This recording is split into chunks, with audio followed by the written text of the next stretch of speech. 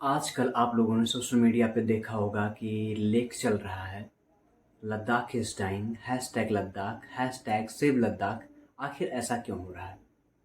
तो आपकी जानकारी के लिए पहले भूमिका में बता देता हूँ कि लद्दाख के एक फेमस टीचर हैं, इनोवेटर भी हैं और सोशल एक्टिविस्ट हैं, जिनका नाम है सोनम वांगचुक। सोनम वांगचुक जी इस समय धरने पर बैठे हुए हैं, वो भी आमरण अनशन धरने पे। उनकी कुछ मांग है। उनकी ये मांग है, पहले मांग को हम लोग समझ लेते हैं, फिर उसके आगे हम लोग डिफाइन करते हैं कि क्या होना चाहिए वहाँ, क्या गलत है क्या सही है। क्योंकि पहले बिना मांग को जाने आप नहीं समझ सकते, क्योंकि हो सकता है कि जो पक्ष मांग कर रहा हो वही गलत हो। तो उसकी पक्ष जो है जान लेंगे आप, फिर उसके बाद हम लोग एनालाइज करेंगे कि उनकी मांग सही है या नहीं सही है, या सही है तो किस हिसाब से होना चाहिए। ठीक है। तो उनका ये मानना है कि भाई जब आर्टिकल 370 हटा, आप समझते हैं जम्मू कश्मीर वो पूरा लेह लद्दाख का एरिया 370 में मिलके था। 370 हटने के बाद जम्मू और कश्मीर दोनों सेपरेट हो गए, दोनों अलग अलग हो गए। ठीक है। अलग होने के बाद जम्मू कश्मीर को फिर राज्य का दर्जा दिया गया, जैसा भी वो अलग मुद्दा है। फिर लेह लद्दाख को वहाँ का जनसंख्या कम होने की वजह से उसको यूटी ही रखा गया, यूनियन टेरिटरी। ठीक है। और वहाँ से केवल एक जो एमपी निर्वाचित होता है। तो इनका, सोनम वांगचुक जी का ये मानना है कि भाई हमारे यहाँ जो भी लद्दाख है, इसको आप पूर्ण राज्य का दर्जा दीजिए, इसको 6 शेड्यूल में शामिल करिए, जो कि संविधान की 6वीं अनुसूची है उसमें शामिल करने के लिए बात कही है।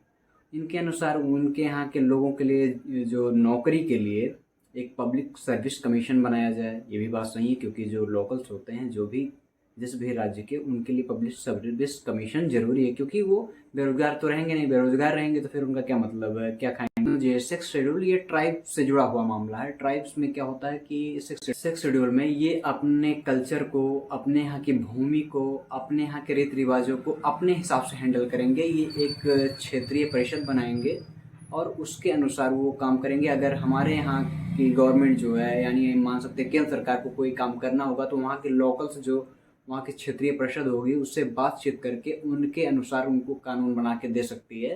अपने मन से कोई कानून नहीं बना सकती। इसलिए केंद्र सरकार ऐसा नहीं चाहेगी, क्योंकि केंद्र सरकार की हस्तक्षेप ना के बराबर हो जाएगा। लेह लद्दाख से अभी केवल एक मेंबर ऑफ पार्लियामेंट है और इनका डिमांड है कि कम से कम 2 मेंबर ऑफ पार्लियामेंट और एक मेंबर ऑफ लेजिस्लेटिव काउंसिल होना चाहिए। आगे की बातें हम आगे डिस्कस करते रहेंगे। आप हमारे वीडियो को लाइक कर लीजिए और हमारे चैनल को सब्सक्राइब कर लीजिए। दोस्तों, इसी के पैरेलल आर्टिकल 371 बनाया गया है, जिसमें ट्राइब्स के लिए ही है। इसमें उनके जो अधिकार हैं 6 शेड्यूल से थोड़ा सा कम करके किया गया है। इसमें केंद्र सरकार का इन्फ्लुएंस बढ़ जाता है। केंद्र सरकार को थोड़ी बढ़त हासिल रहती है कि वो अपने हिसाब से कुछ वहाँ कर सकती है। ठीक है। तो ऐसा है।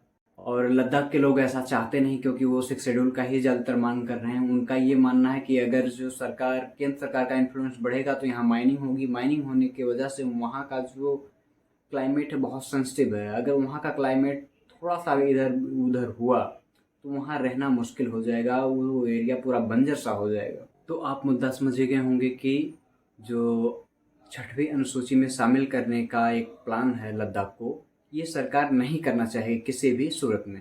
अच्छा, इसी के रिप्लेसमेंट में गवर्नमेंट बना के रखी है आर्टिकल 371। ठीक है। इसमें भी लगभग लगभग